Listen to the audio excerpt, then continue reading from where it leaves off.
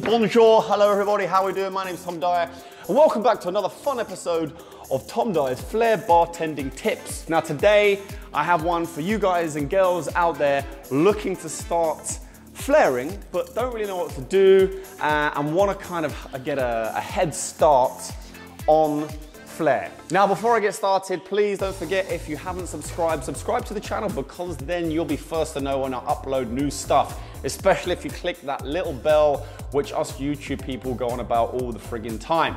So, without further ado, let's get moving swiftly on, which is 10 easy moves for beginners that make you look like a pro.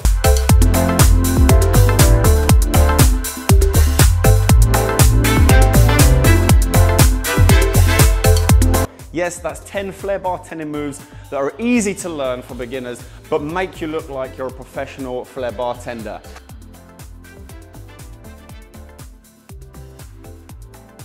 Now, what I'm going to show you is probably 2 or 3 variations of each move, starting with the very basic up until something quite difficult, so that you can see the progression of each move, and as you get better, you can start practicing to get to that more difficult move. Okay, the first move I'm going to teach you is with the napkin.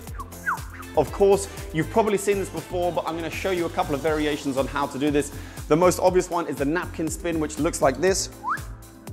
Boom. And I'll go through these quite quickly because there is a lot of moves. But this one, basically what you want to be doing is holding the napkin horizontally with your fingers underneath like a platform. You put your thumb on top, and then you want to give a little flick of the wrist so you get that spinning action on the napkin.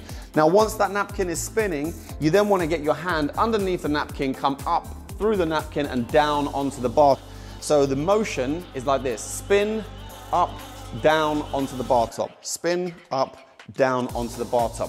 The most simple version of the napkin spin. Then you can start upgrading this. So then you can start doing a napkin spin, and instead of going onto the bar top, you go onto your other hand. So you have your other hand there, or you can have it over here once you get better, but you can have it wherever you want. But you have your hand there ready, you spin onto your hand and you place it onto the back of your hand. Then you turn over again and place it onto the back of your hand. Then you can turn over again and place it onto the bar top. It's important that you do big arches and big movements with your hand, and don't just twist your hand like this, because that's what's going to happen. So you want to make sure that you're doing an arch up and down, and then onto the bar top. Nice. You can do that as many times as you want, all day long, if you really want to. Okay, and then level 3 of this napkin spin move is what I call a napkin slide, which looks like this. You land onto the back of your hand, but you're not putting it onto the bar top. You're sliding it back to your elbow. Now, essentially what you're actually doing is you're moving your arm, and the napkin is kind of staying where it is. And then you can start incorporating all of those 3 moves together. So then you go up, down, back of the hand, slide, slide, boom, onto the bar top. Easy peasy lemon squeezy, not difficult, difficult, lemon difficult. Okay, move number 2 is what we call an assisted roll to pour, which looks like this.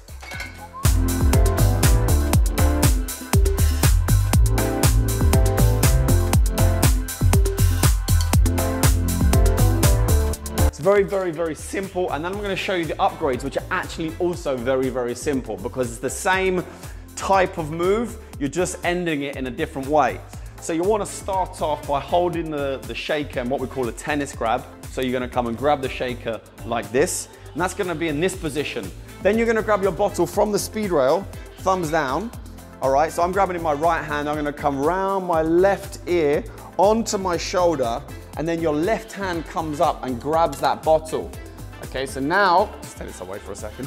So now what's happening is that you're grabbing the bottle with your other fingers that are free, okay?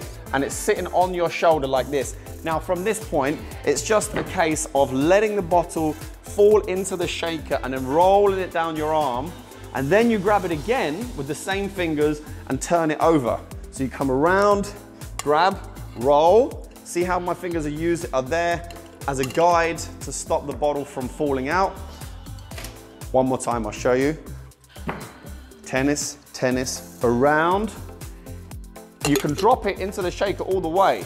Roll it down your arm, Then you can grab the bottle with my fingers here, just pushing, turn it over, and perform the pour. Super easy, super simple. And the next move goes like this, and we're gonna end up with an underarm pour, which looks like this. Same principle.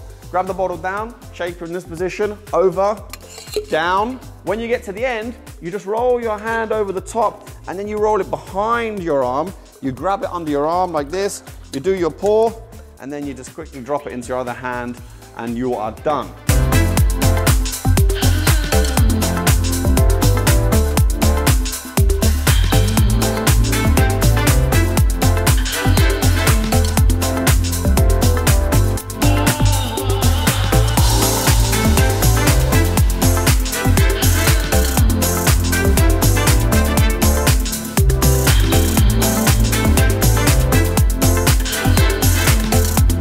Super easy, super simple to do. And you can do this behind your bar today. It literally takes me 5 minutes to teach someone how to do this trick if they're standing right here. Now the next part of the move is a little bit more difficult. Again, it's the same principle of the move. So we're gonna start very quickly, shake it down, thumbs down on the bottle, around. Now instead of going under my arm, I'm gonna come back up my arm and I'm gonna grab the bottle right here, like you're on the telephone, like, hello. So you're gonna come down, back up, grab, then you pour, your hand comes in to take the bottle away. Now when you're coming to pour from here, so as you're in this position holding onto the bottle, you're literally looking down into the shaker, watching the pour pretty much from a bird's eye view, and you can see it happening. Then you bring your hand back to grab the bottle, take it away, and you've finished your pour. Cool, move number 3 is what we call a stall or a balance. I mean, most of the time in the industry we call it a stall, but for argument's sake, I'm gonna call it a balance today. So when you're starting out, when you're just beginning, you wanna learn how to do these moves. Now, a stall is basically balancing something on your hand or on your arm or on your elbow or on a part of your body in a controlled way. So some people catch on their head, shoulder, everywhere. Right now, I just want you to focus on your hand, and we're gonna focus on our elbow. Both are very simple to find the place of balance. There is on the arm as well, but some people struggle with that because there is no, what I call a table. If you place the shaker onto the back of your hand, with enough practice, you'd be able to balance it there pretty much straight away. You should be able to get it without any problems. When you come to your elbow, there's a position that you can find, which is your arm at a right angle, so your muscle isn't tensed, and you balance the object in its position. Once it's there, if you keep your arm still, you can look away from what you're doing. As long as you keep your arm in the right position, that object will stay on your elbow, okay? Now, how do you use this move behind the bar? Well, when you've got bottles and when you've got people coming up to the bar, you can simply throw the bottle up and catch it onto the back of your hand as I did there, okay? And then you can also do something else with your other hand, okay? What is that doing? You're kind of upselling the product which you've got onto the back of your hand. Maybe you want to use it with another shaker afterwards so you can drop it down and continue making your drink. What you can also do is if you need to get something from the back bar, you can literally throw it up onto the back of your hand, bring it to the shaker, and then make your pour and pop it back. And you can use it in any kind of object which you have behind your bar. So if you've got a glass, you can throw it onto the back of your hand. A shaker, well, you can throw it up onto the back of your hand. And it just adds that element of surprise when you start using it behind the bar. Now, the next step to this would be learning how to do something whilst you're balancing something else. We've got a cocktail ready to make here.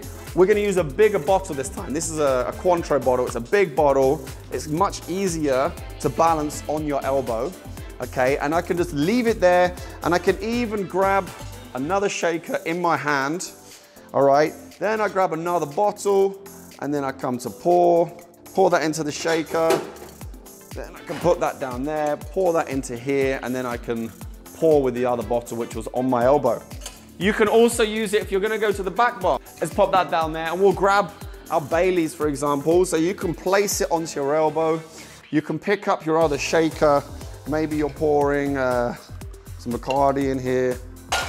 You can even take the Baileys, pour it into the same shaker, Pop that back into your shaker, boom, boom, and off you go to make your drink.